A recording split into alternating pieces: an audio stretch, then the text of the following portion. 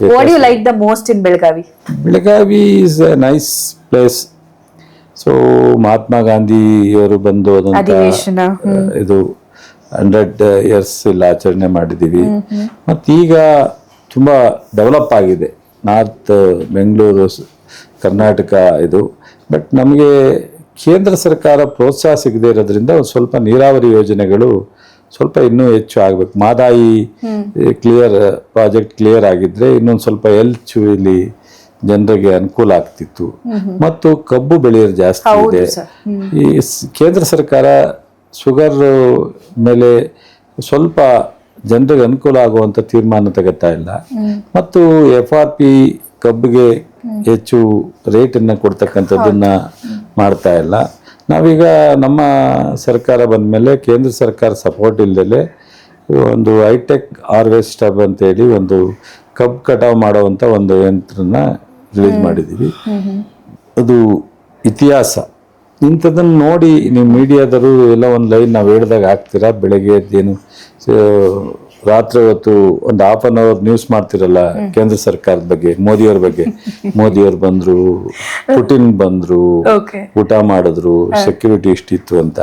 ಆದ್ರೆ ಈ ರೈತರಿಗೆ ಕರ್ನಾಟಕ ರಾಜ್ಯ 50 ಲಕ್ಷ ಒಬ್ಬ ರೈತನಿಗೆ ಸಬ್ಸಿಡಿ ಇಡೀ ದೇಶದಲ್ಲಿ ಸ್ವತಂತ್ರ ಬಂದ ಮೇಲೆ ಇಲ್ಲಿವರೆಗೆ ಇಷ್ಟೊಂದು ದೊಡ್ಡ ಅನುಕೂಲ ಮಾಡಿಕೊಟ್ಟಿರ್ತಕ್ಕಂಥ ಯಂತ್ರೋಪಕರಣಕ್ಕೆ ಇತಿಹಾಸದಲ್ಲಿ ಸಾಧ್ಯ ಇಲ್ಲ.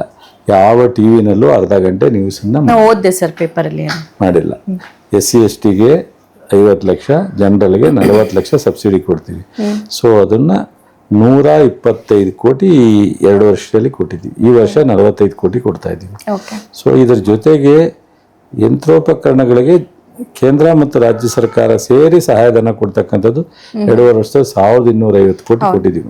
3,20,000 ಜನಕ್ಕೆ ಸಹಾಯಧನ ಕೊಟ್ಟಿದ್ದೀವಿ.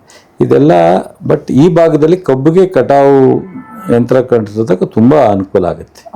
ಸೊ ಅದರಿಂದ ಬಹುಶಃ ಸರ್ ಹೌದು ಸರ್, ನನಗೆ ಸ್ಟೂಡೆಂಟ್ ಆಗಿದ್ದಾಗಿಂದಲೂ ಈ ಪ್ರಶ್ನೆ ಅಂತೂ ಇದ್ದೇ ಇದೆ. ಆ ಪ್ರಶ್ನೆ ಈ ಜರ್ನಲಿಸ್ಟ್ ಆದಾಗ್ಲೂ ಕೂಡ ಇದೆ. ಏನಂದ್ರೆ ಅನೇಕ ಯೋಜನೆಗಳು ಘೋಷಣೆ ಆಗ್ತವೆ, ಅನೇಕ ಯೋಜನೆಗಳು ಜಾರಿ ಆಗ್ತವೆ. ಅದು ಕಟ್ಟ ಕಡೆಯ ಮನುಷ್ಯನಿಗೆ ತಲುಪ್ತಾ ಇದೆಯಾ ಇಲ್ವಾ ಅಂತ ಚೆಕ್ ಮಾಡೋ ಕೆಲಸ ಆಗುತ್ತಾ ಸರ್? ಆಸ್ ಅ ಮಿನಿಸ್ಟರ್ ಏನ್ ಹೇಳ್ತೀರಿ ನೀವು ಇದ್ರ ಬಗ್ಗೆ? ಈಗ ನಮಗೆ ಮೊದಲು ಕಂಪೇರ್ ಮಾಡಿದ್ರೆ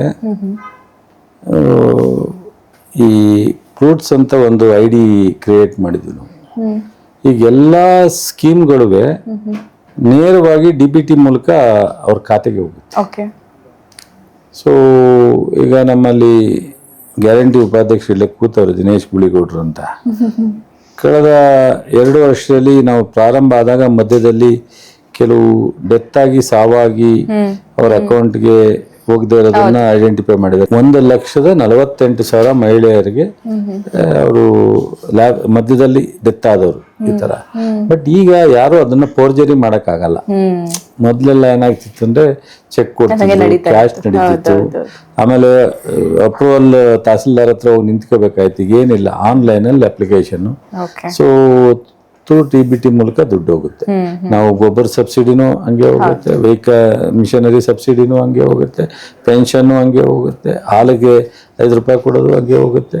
ಇತ್ತೀಚೆಗೆ ಕರಪ್ಷನ್ನ ರೈತರ ಮತ್ತು ಸರ್ಕಾರದ ಸೌಲಭ್ಯಗಳ ಮಧ್ಯೆ ಕರಪ್ಷನ್ ನಿಲ್ಸಿದ್ವಿ ನಾವು. Very nice. ದಟ್ ಈಸ್ ನಮ್ಮ ಉದ್ದೇಶ. ಯಾರೋ ಒಬ್ಬ ಕಾಂಟ್ರಾಕ್ಟ್ ಮಾಡೋನು ಕೆಲವು ಕಡೆ ಅಲ್ಲಿ ಇಲ್ಲಿ ಏನೋ ಈ ತರದ ಕರಪ್ಷನ್ ನಡೆಯುತ್ತೆ ಅನ್ನೋದನ್ನ ಇಡೀ ಪ್ರಪಂಚದಲ್ಲೂ ನಡೆಯುತ್ತೆ, ರಾಷ್ಟ್ರದಲ್ಲೂ ನಡೆಯುತ್ತೆ, ರಾಜ್ಯದಲ್ಲಿ ನಡೆಯುತ್ತೆ. ನಾವು ಸರಿಪಡಿಸುವಂತ ಪ್ರಯತ್ನ ಮಾಡ್ಬೋದು. ನಾವೇ ಎಲ್ಲವನ್ನು ಇವತ್ತು ಕಂಪ್ಲೀಟ್ ಮಾಡಿಬಿಡ್ತೀವಿ ಸ್ಟ್ರೀಮ್ ಲೈನ್ ಅಂತ ಹೇಳಕ್ಕಾಗಲ್ಲ. ಅದು ಹೇಳಿದ್ರೆ ಸುಳ್ಳಾಗುತ್ತೆ.